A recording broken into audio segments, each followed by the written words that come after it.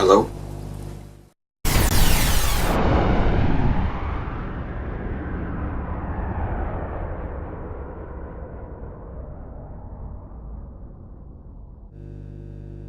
Twitter has a little built-in translator, and so I'll look at it, and the translation is always weird, but it's like, leader of alt-right, visits Japan, and like some people will be like, we do not like Trump in Japan, and it's kind of funny. I'll get some of those.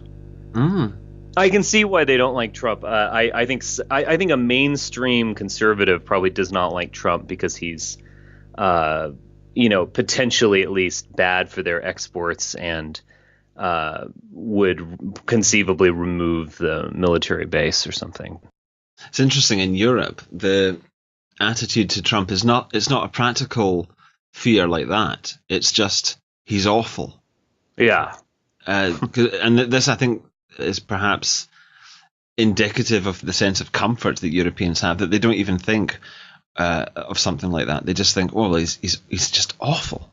Mm-hmm. They're not thinking about the practical implications of, well, what happens if America does decide to stop protecting Europe? Right. Because they're so cosseted. They're so gone. They're so far gone that they like believe their own bullshit. They think that the only reason why there's war, conflict, is because of Americans or something. Well, I mean, 50, yeah, exactly. And 50 years ago or 75 years ago, people would have been saying exactly the same about Britain. Right. Oh, yeah, definitely. This is the privilege of being on top. You just get blamed for everything. Right. I mean, I sympathize with a lot of anti-Americanism, but there is another side to it, which is that, someone's going to rule the world. Yeah. So to speak. And if you're not really willing to like offer an alternative, then, you can't really complain. Yeah. Yeah. Yeah. Yeah. Like if you're a left-wing anti-American and you think that, and again, I don't like NATO. I would end NATO. But, if you just want to end NATO and then say like, oh, we still won't have armies or something, that's just simply not going to work. No. You're going to need to spend money on an army. Yeah. Or an because someone else will have an army, and it's as simple as that. I mean, it's the thing. It's the endless thing that, okay, you don't see yourself as white, but guess what? The brown man does see you as white, so you're fucked. Right. It's really very simple. Yeah, it's a Machiavellian point. I mean, he wasn't the first to say it, but it's kind of like you might need to be a little bit evil because your opponent is definitely going to be evil. Yes. So you kind of... Or there's always the risk of it. There's always the risk. The potential that an opponent would be a little evil. Yeah. So it's true. I mean, it's like, France is a little bit different, but as is Switzerland. And I'm not saying that these countries don't have zero military. I mean, that's obviously untrue, but they would need to readjust, and it might be painful. They don't want to do it. Their population might not like it. I mean, it would be difficult. I mean, they are living in a bit of a bubble, and then Americans on the other side, it's kind of like that overextended personality where someone who wants to be at every single party. They can't imagine that. Other people wouldn't need them. Oh, so. Yeah. There's a bit in Quentin Crisp's. I don't like Quentin Crisp, but there was a story that he told of the day when he realized that he wasn't the center of everyone else's life. And he was hosting a house party, and he went to the bathroom and he found two people in there kissing. Mm-hmm. And he realized that, well, he hadn't had any say in this. And what you're saying about America, it kind of reminds me of that. Mm-hmm. I can imagine a future when, and it's going to come. I mean, America, it's just in the rhythm of things, the cycle of things. America can't stay on top forever. At some point, it is going to, walk into the bathroom and find two people kissing, I guess.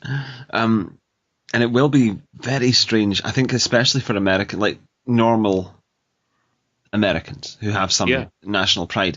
That has been based for a long time on America being number one, and I think it's going to be very strange for a lot of them. But mind you, I haven't been to America since 1996. So I don't. I always that is I'm a all, long time. Wow. well, and it was Disney World, so it doesn't really count. But I always feel, In Florida? yeah, Disney World yeah. in Florida. Yeah. Or Disneyland is in California, right? Yeah. I get them mixed up. I'm pretty sure it's Wow. Disney World that it's Right. in. You only went to Disney World. That's Mm. funny. Well, we went. It was my dad, and he took me and my brother. I think I was 12. We were a bit too old, to be honest, for Disney. But it Right was, on that verge of being like you're not 16, no, but you're definitely just over it. yeah, I was definitely, I was clever enough to be looking down on it quietly. Right. You know, Right. If you were 9, you know, you would have. yeah. Loved it. Yeah. Exactly. But we also went to Universal Studios and Epcot and something else, Water World or something. It was quite fun. I mean, it was interesting just to see America, and that's the only time that I've seen it. So it doesn't. The point is that I always feel reluctant, hesitant to say anything about American society because I just don't think I know enough about it. Certainly not the current situation. One facet of it that does fascinate me is the Bernie stuff, the Bernie supporters, because I think it's really interesting. I get the feeling that this is their last chance to be idealistic, and they know it. And I think that's why they latched onto Bernie. What do you mean by that? Because I think everyone feels that we're on the verge of everything changing, and the luxury. I mean, we had luxury pre-2008 that we don't have now. But, I mean, a sense of comfort and permanence. But it's rapidly going away.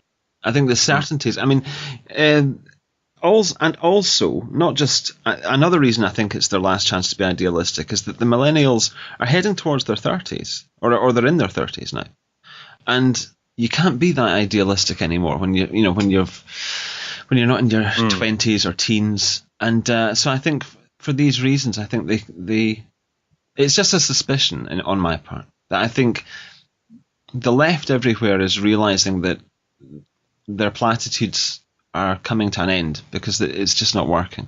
I think it wouldn't surprise me if large numbers of them are going to start giving up on multiculturalism in the next few years. You're very optimistic. Well, how long can it go on? I don't know. To get into Bernie Bros' minds is difficult. I would have to think about that. I've always taken the stance that a lot of those guys are kind of, they do agree with us in this weird way. And that's why I think what's so great about the alt-right is that it's been anti-conservative. Yeah. But I feel like they do see that it's a rigged system, that it's this game, that it's not, and the game and winning is not possible or even desirable. I think I think they structurally, Bernie Bros agree with us to a great extent. And yeah, I could see it. I mean, I don't think it's out of the realm of possibilities that they start to look around and see, it's clearly only white people who care about the environment or taking on Wall Street. I mean, you don't really hear Does Black Lives Matter? What are they taking on, the police? Because that's their proximate boogeyman. That's the thing they have to deal with is the police trying to stop them from committing crimes. So that's terrible. Yeah, so that's their beef. They're not going to care about anything else. But this is what I mean. I think that white millennials are surely going to start seeing that everything they've been, and it's such a cliche, but everything they've been told is a load of bullshit. They were told that if they did a humanities degree, they'd be okay. And instead, they're fucked. They're working in a call center or they're living at home on the dole. And that's terrible. Barista. This is the first generation who are not going to be as wealthy as their parents. I mean, it's already there. I see it all around. The people I knew at school, they're all fucked. Yeah. And they're not having kids either. So the whole sort of framework of a normal life that used to be having a for kid people now is the best thing. Your kid's in a huge advantage. What do you mean? Well, it's like if everyone's doing something, you should do the opposite. It's always been my. Well, I mean, if you follow, like, It's like natural contrarianism. Like if you follow the crowd, they're going to take you off a cliff. Yes. So, a child now, if you're, I mean, there's less competition. There's less, Yeah. And in you the know, future, when they grow up, there are going to be fewer yeah. white people around.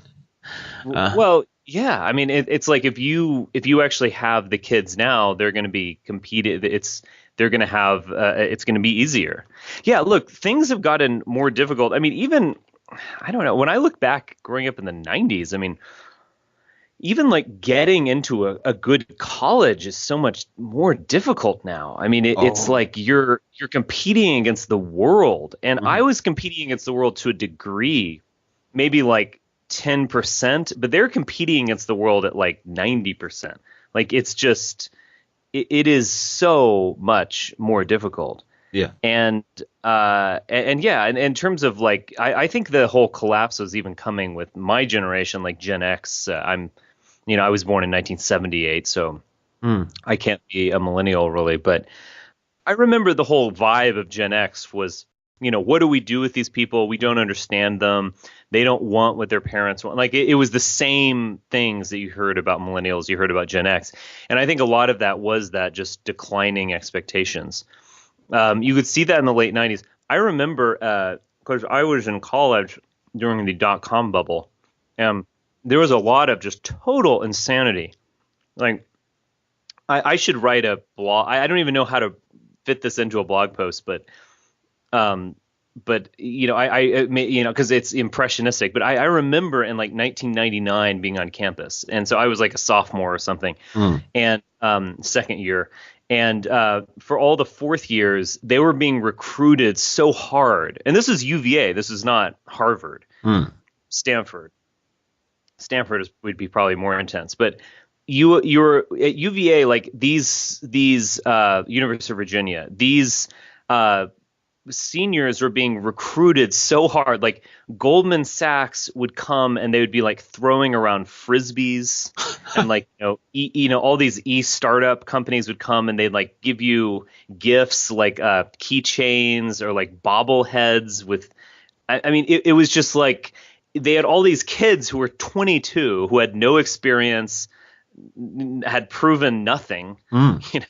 and they're like, here, I'll give you a signing bonus to come to our .com thing, So I experienced that euphoria, and then that just like pulled the rug out from under it. That's like gone. Mm. You'll never get that kind of recruitment ever again. But I just think generally people in my generation, they don't see it as possible to have like a second home, or this is the kind of boomer dream is you have a vacation home, you have 3 cars, one for the Yes. weekend, it's just that kind of thing is not possible. I think a lot of us are making up for it by doing Airbnb or something. Like we don't need a second home, we can just do this weekend trip, but it isn't the same. I mean, the expectations have just gone down.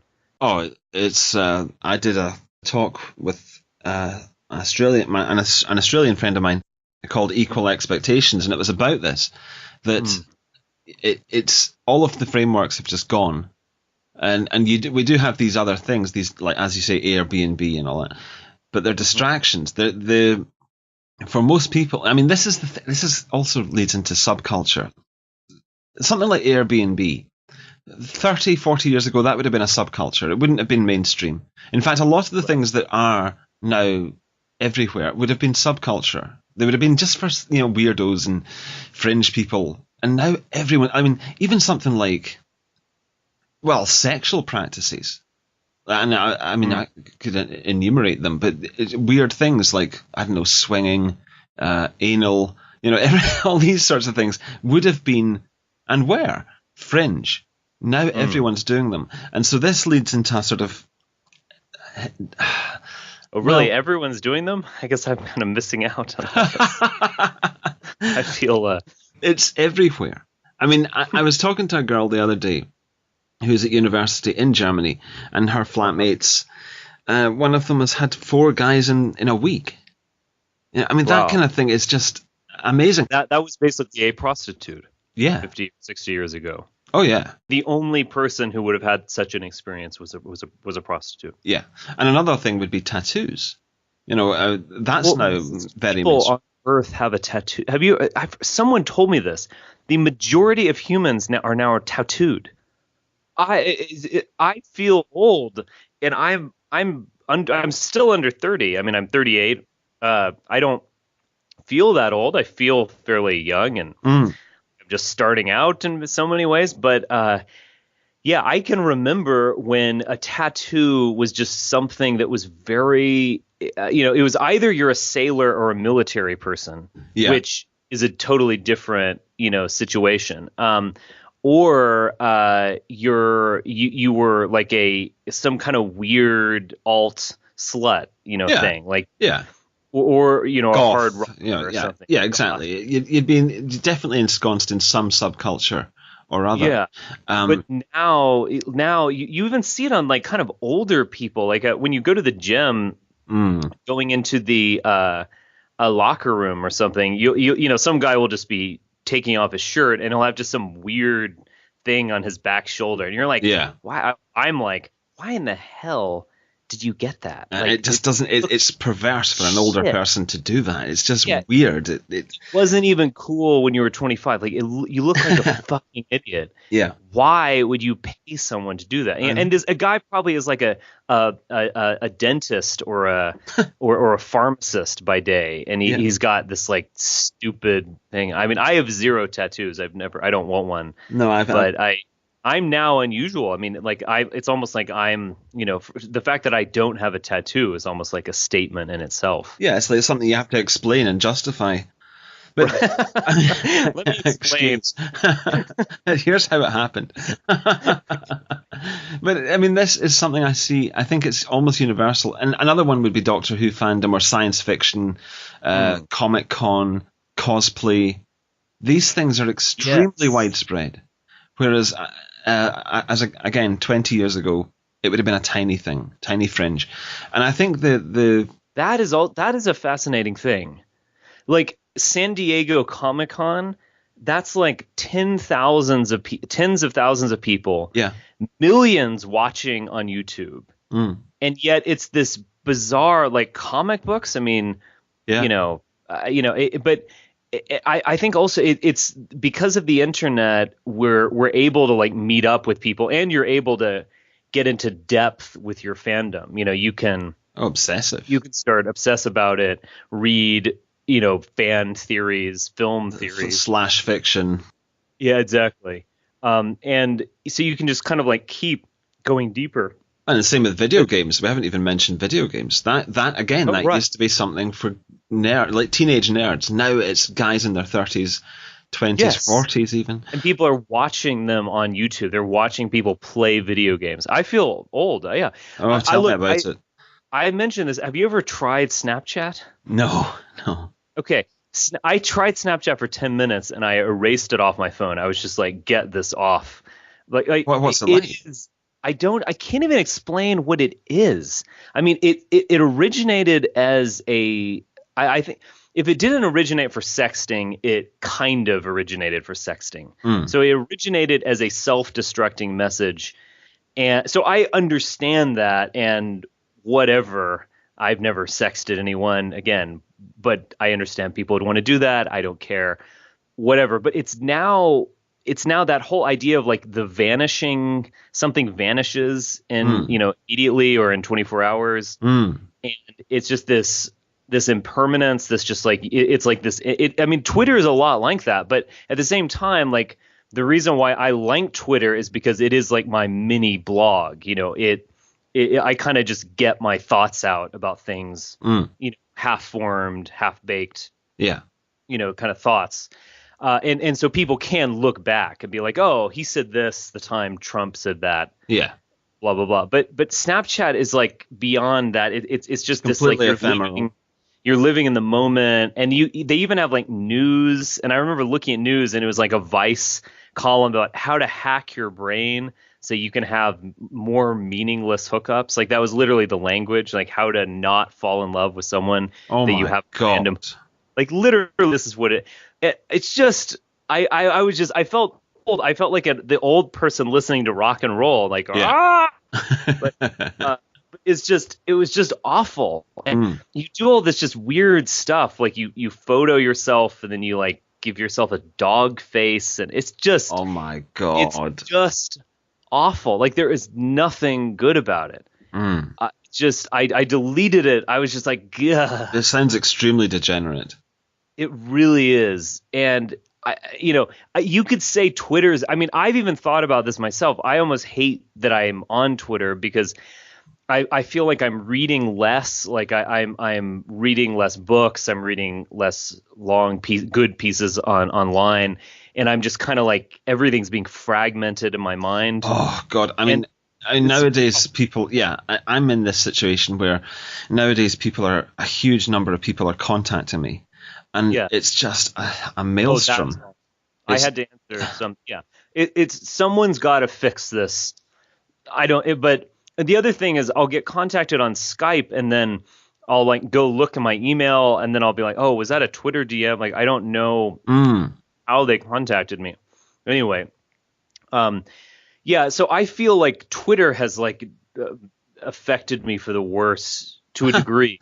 Well, but Snapchat like puts it on steroids or on crack. It's just, I really hated it. And it did seem like this kind of person that I know, that they're not necessarily even living in a big city, but they're just living on very little money, but actually getting by on very little money. Like, you can live in your little apartment, you share a Netflix account, you have your older brother's iPad. You don't need anything else. And all you do is like you work a little, just enough to live, and you have like cool vintage clothing, and you go have sex all the time and Netflix and chill. Like, yeah.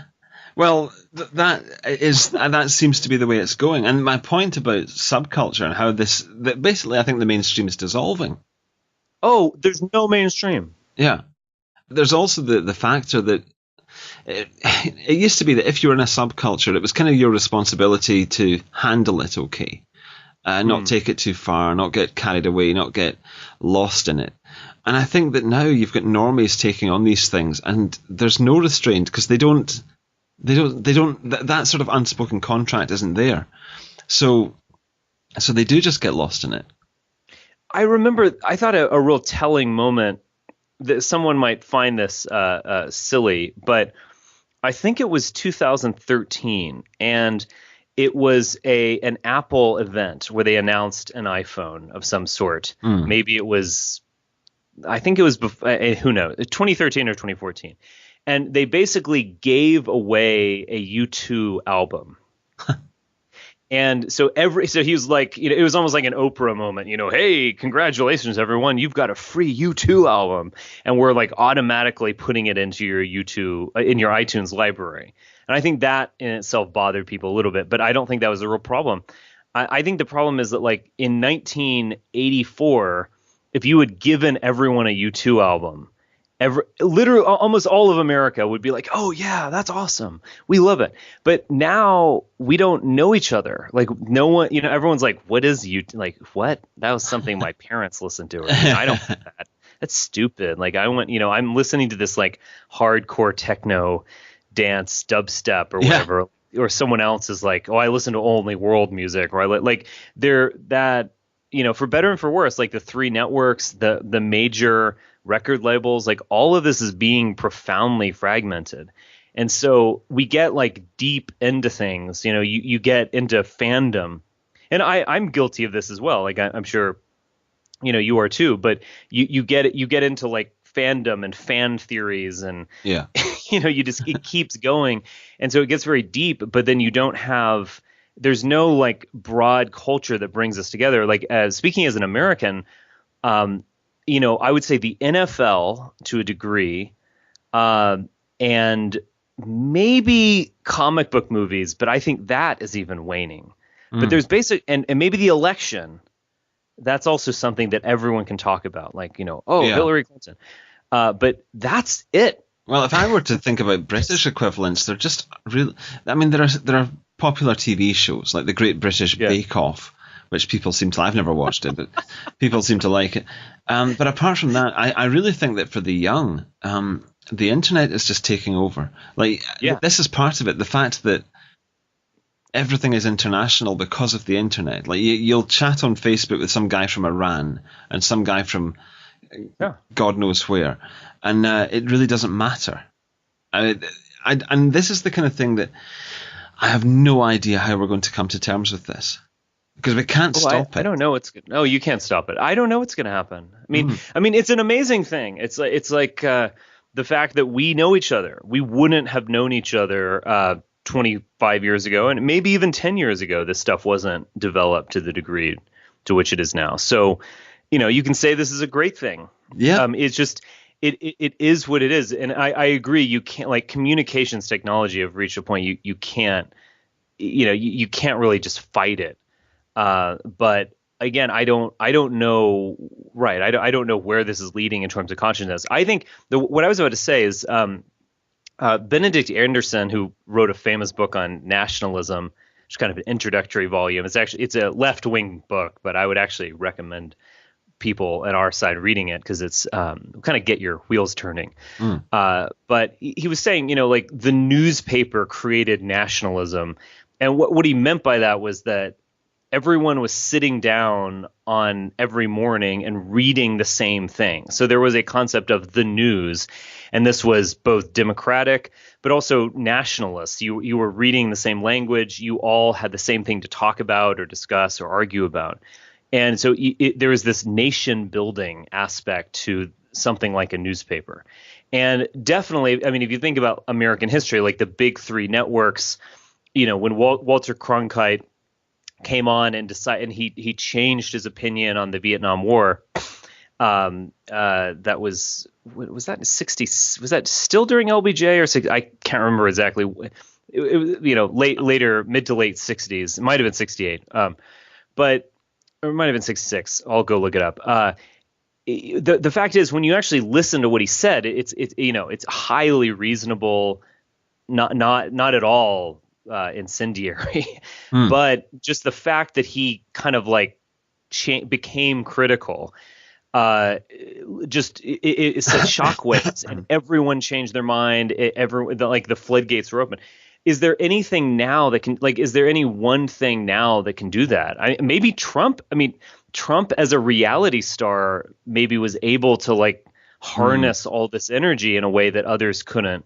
Because it's funny, we have, like, the two most unpopular people in America, like, running for president, which is in a way kind of like amazing, like the two most. But in a way, only they can run for America. Only they can, like, take on each other, because the rest of them are just like third tier non-entities. They're extreme opposites. You need, like, the reality show billionaire doofus, golden-haired narcissist versus the awful left-wing cunt, from your, you need, like, these bitch. Yeah, exactly. You need, like, the big titans of the current year to take each other on. Well, that is exactly how it's seen. I mean, I was hoping that it was going to be Bernie versus Trump, but obviously that would be interesting from our standpoint. I mean, that would have been so cartoonish. The two of them arguing, it'd be hilarious. But it wasn't. They would have. That would have been fascinating, because that would be like the alt left and the alt right, election. Yes. I think that would be fascinating. But I was hoping for it. Yeah, definitely. But no, it's clear. I'm still not clear on how he got knocked out by Hillary. It seems like there was some skullduggery at the DNC.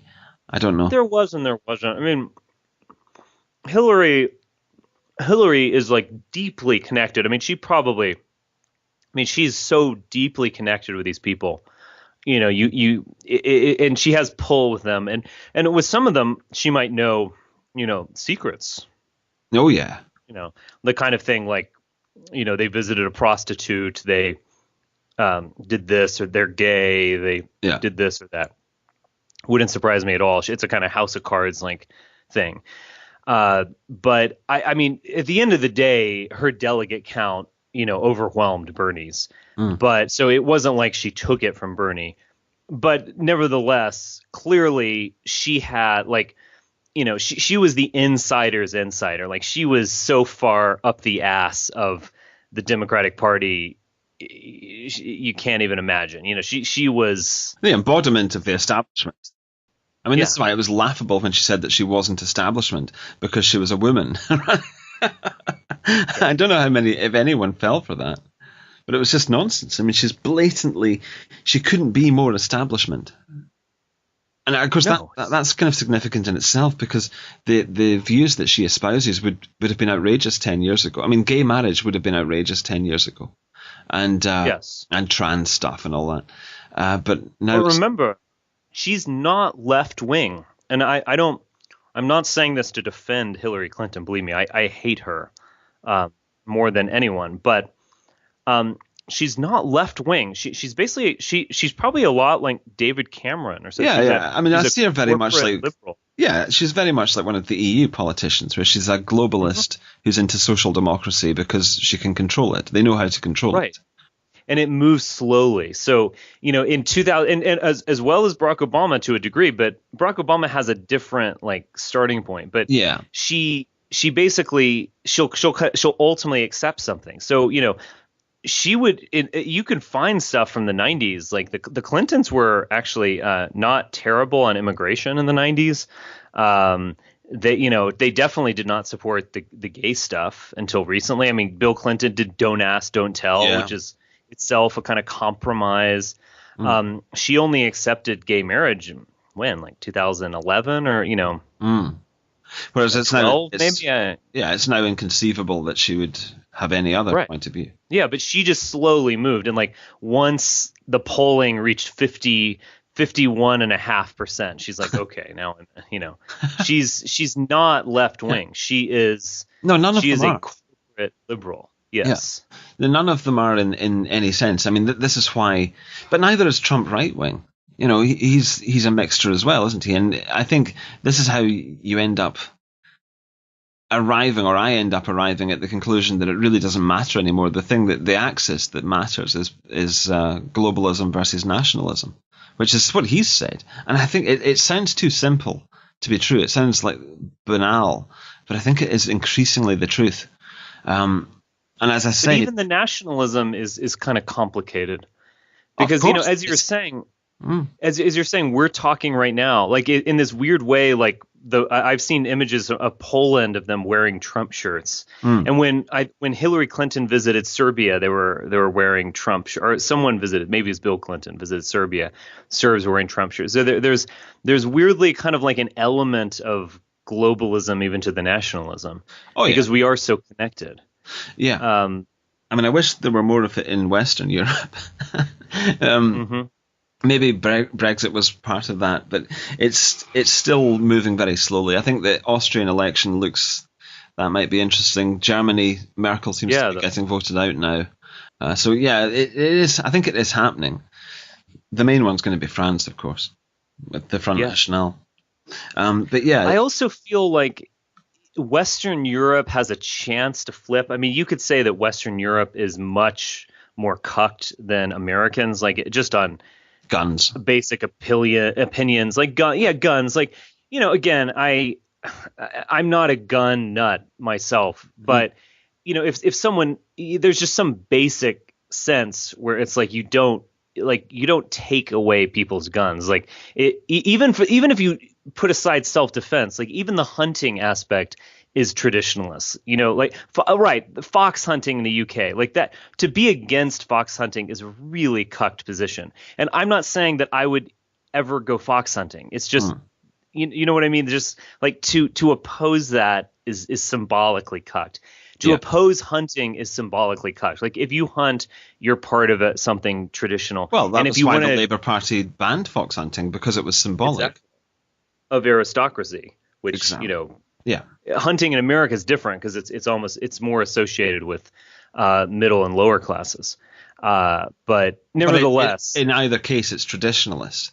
It's something that ties you to the land. It's a matter of personal responsibility and discipline. The left Death. doesn't like these things, and death as The well. left Indeed, doesn't like death. yeah, Death. that's the most The left obvious doesn't thing. like death. Yeah, they want to avoid death at all costs. Yeah, Well, unless it's abortion or euthanasia.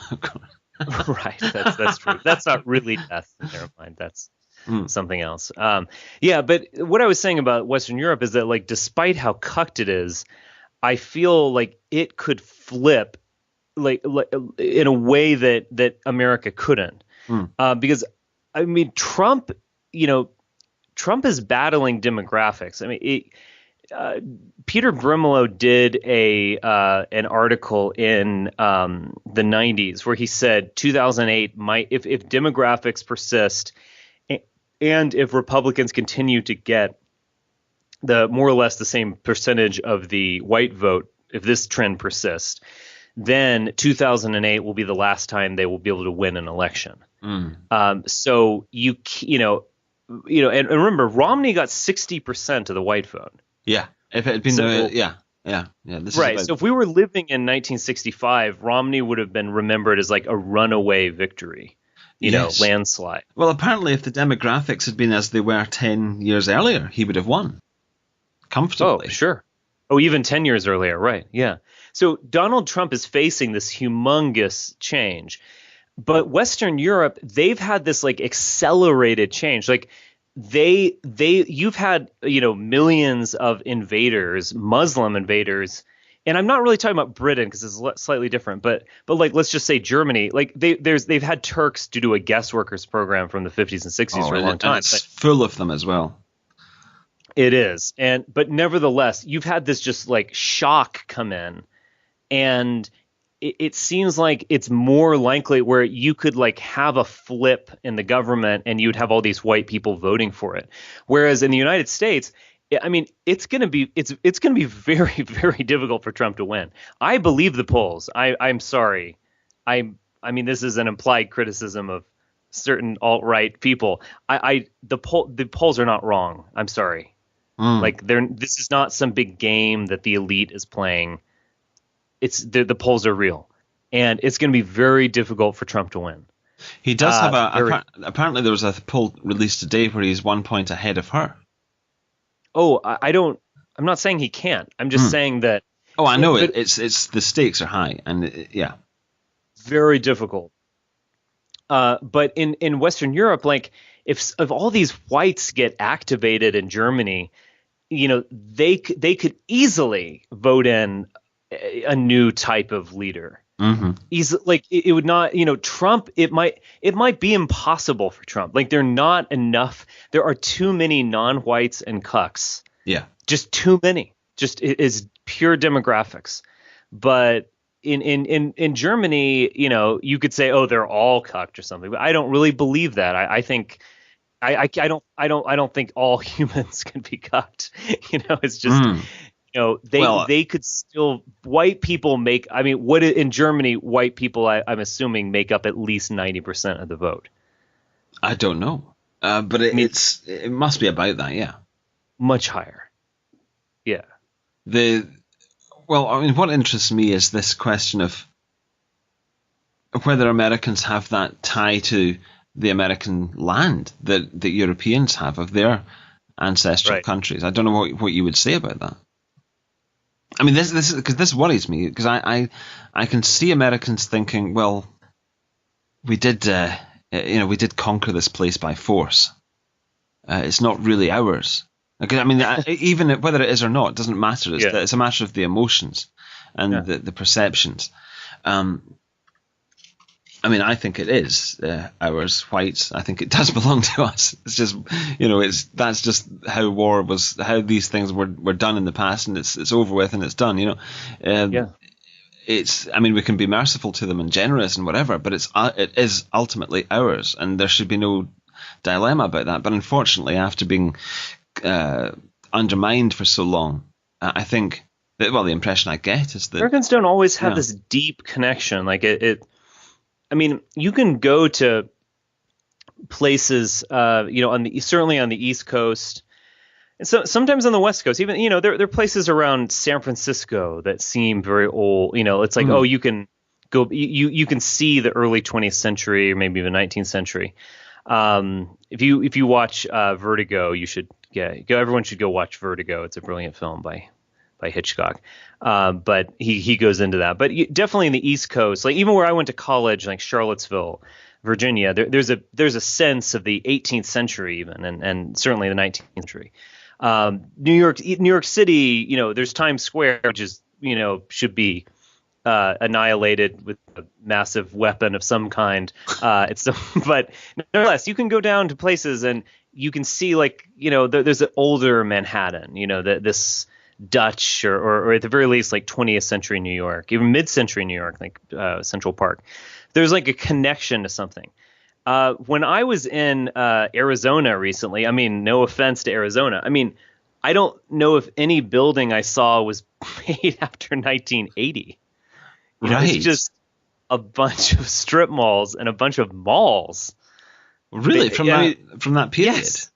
That would be it's interesting. just a bunch of malls. And I'm not trying to be extremely insulting because I actually liked the area, and I'm exaggerating, obviously. Like there are some like older places, and there's the desert and so on, but it's just a bunch of the architecture is a bunch of malls. I grew up in Dallas, Texas. You can say a lot of the same thing there. It's a huge driving culture. You just don't feel connected. Like, would you fight and die for North Park Mall? Well, yeah.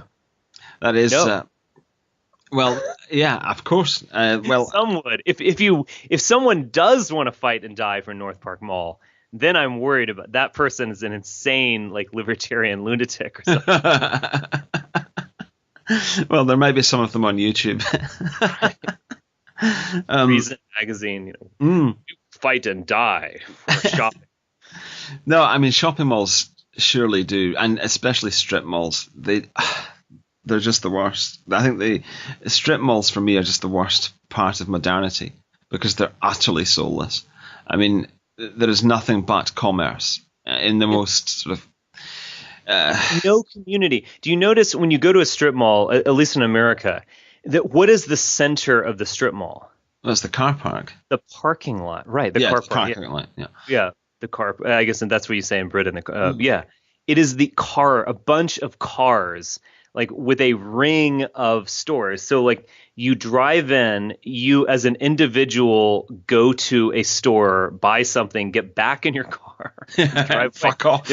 Right. There is no community. There's no center. There's literally no center. There's no history. There's no future. There's nothing. Yeah.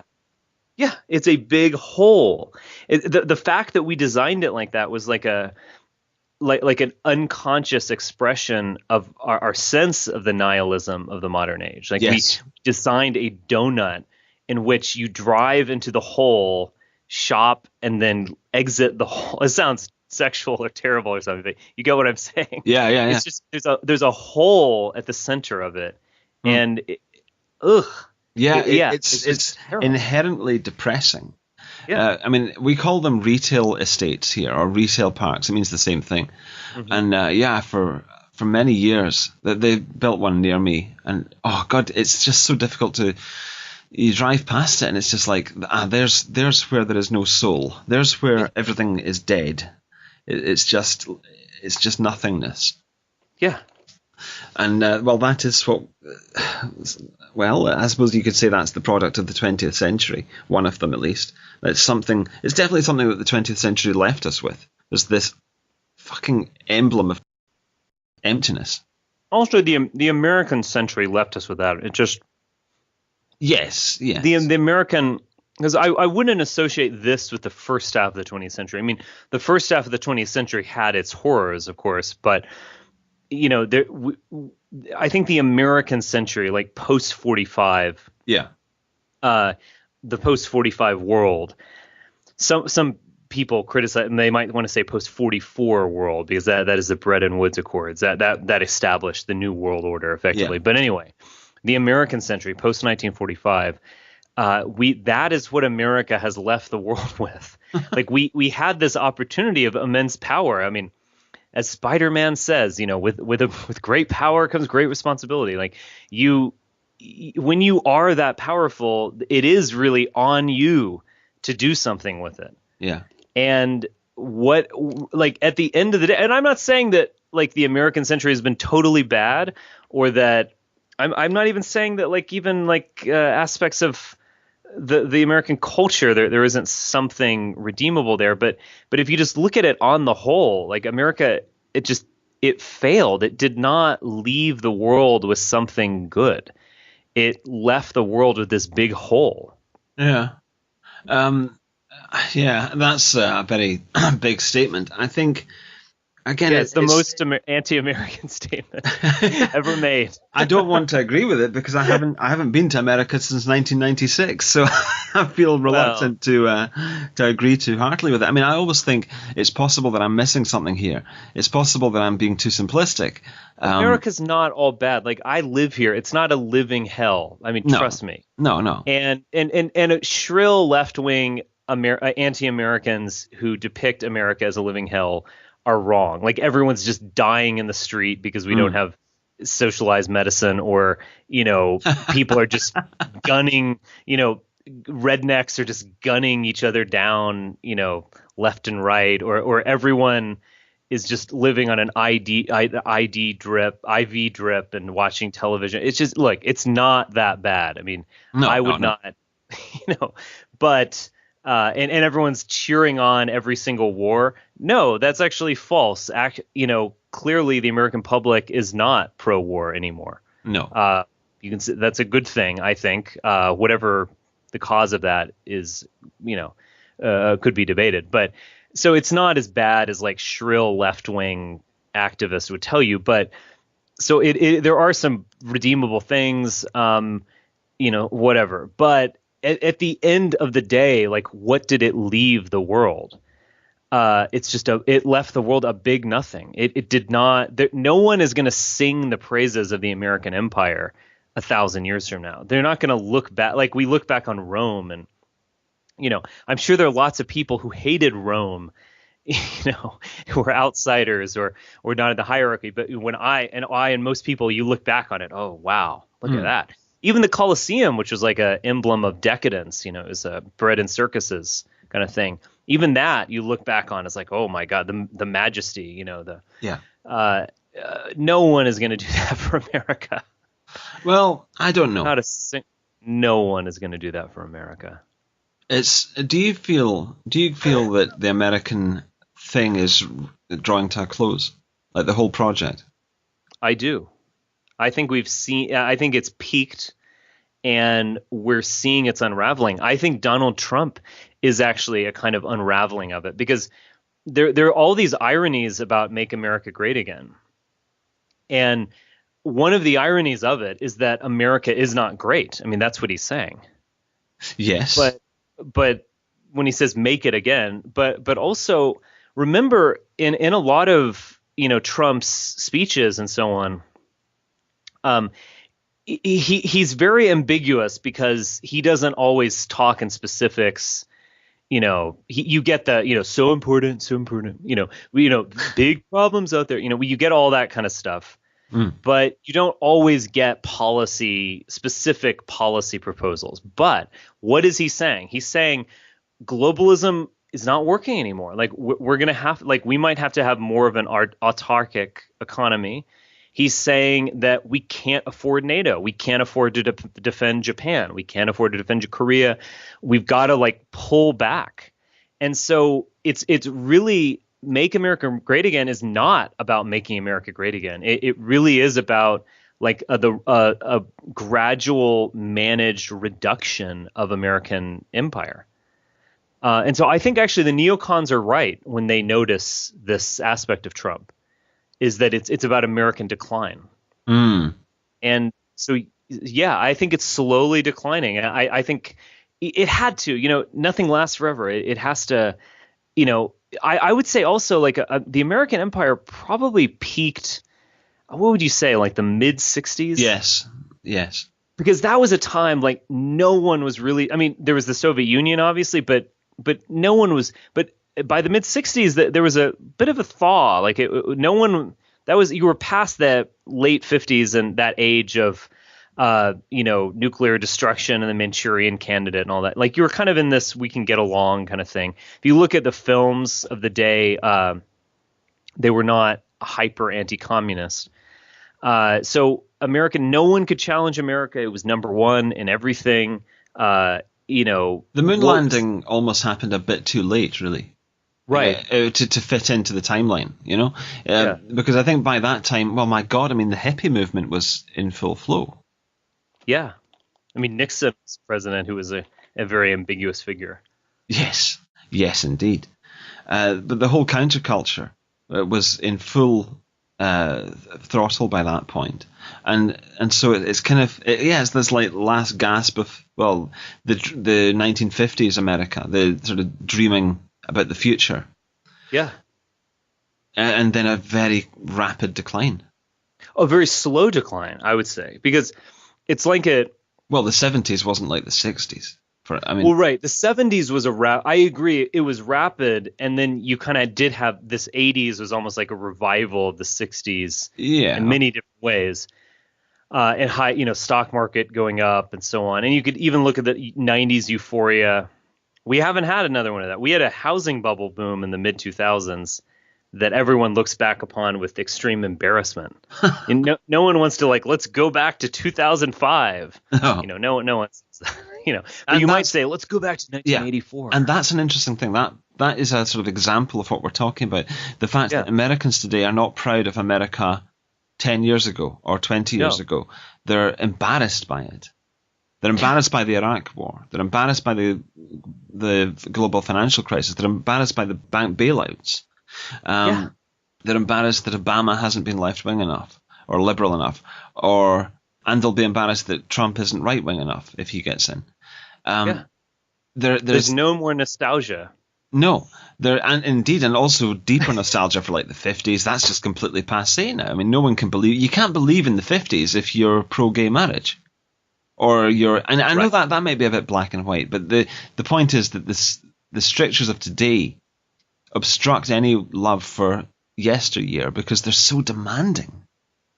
They're so and as well as they're racist. Like you can't really go back to the 50s and 60s because that was at least had at least a residue and more than a residue of racial hierarchy. So you just can't go back. Yeah, and gender inequality. I mean, if you're a guy, you could slap your secretary on the arse. If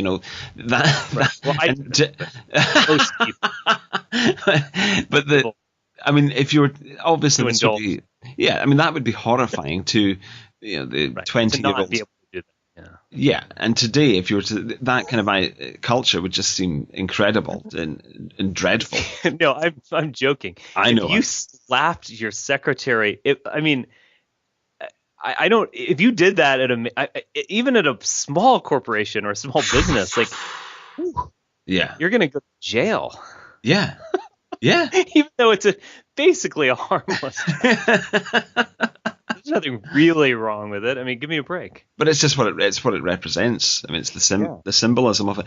But so I think it's very interesting that Americans just don't have the pride. And the thing I always come back to, I've mentioned this I think before on my channel, is if you watch Home Alone 2, and I was, when that came, I think that was 92 or 93, and I was of that age. I think I was pretty much the same age as Macaulay Culkin, and America just seemed amazing, and New York City just seemed fucking amazing, and it was the center of the world, and you knew it was the center of the world, and you'd heard of it, and I mean, even as from thousands of miles away, you knew how big it was, how special it was, how everything there would be expensive, and just more majestic, more impressive, bigger and stronger and happier. Mm-hmm. That's the key thing. We're not just talking about sort of might and aggression. We're also just talking about basic harmony of life, like things working. Yeah. That was how America seemed to me as a child in the early 90s. You could not make a film like Home Alone now or Home Alone 2 because you would have to be proud of the society that you were living in. As it was, not as not as a sort of possible future thing where we're making it, where everything is finally equal. No, that was actually Pride in America as it was, and New York City as it was. And so I just don't think you could do that now. You certainly couldn't do it unalloyed. And even if you leave aside the SJW condemnations of America as it is, then you've just got people's basic lack of faith in the project. One of the interesting things I've read about Twin Peaks, the new series, the first, when it was on in 1990, people could still believe in the FBI. Because I mean, the main character is an FBI agent, but now you can't believe. And he's not a corrupt. Also, no, and none of the characters. He's not a corrupt person at all. No. No, and also the other FBI agents, none of them are corrupt. It's all a really nice sort of almost space age, like 1950s image of the FBI. And now I mean, maybe they will go for that in this new series, but it seems unlikely because I just don't think it would wash. People don't have that pride in America anymore, and in this case in the FBI. It's just everyone suspects corruption. So again, it just seems like the options for pride, or the options for things that Americans can take pride in, are just vanishing one by one, like the lights going out. It's a real fucking shame. And the worst part of it, of course, is that while that's happening, the core people that we're talking about, white Americans, are being replaced. Yeah. So it's a really fucking awful situation. And it seems to me, as an outsider, that the only way that either white Americans come back to Europe, or they section off an area, maybe the original 13 colonies, and just, I don't know. It's just, I mean, whatever. Oh, it's kind of interesting to think about that. Yeah. I don't know. I mean, as I say, I'm just speaking as a complete outsider who doesn't really know about this stuff. But that's what it would seem. That seems to me like that is the only way that anything can be salvaged, and some new life can be found. And new life is the goal, right? We don't want to just be salvaging. We want to be going forwards and building for the future and creating something that's fucking good for the future. We don't want to be just merely surviving. So if that is the goal, then I don't think you can do it with the huge canvas of America. It's almost like you can't do anything with Russia because it's just too big and too multifarious. Well, nowadays America is too multifarious. I mean, it's out of control.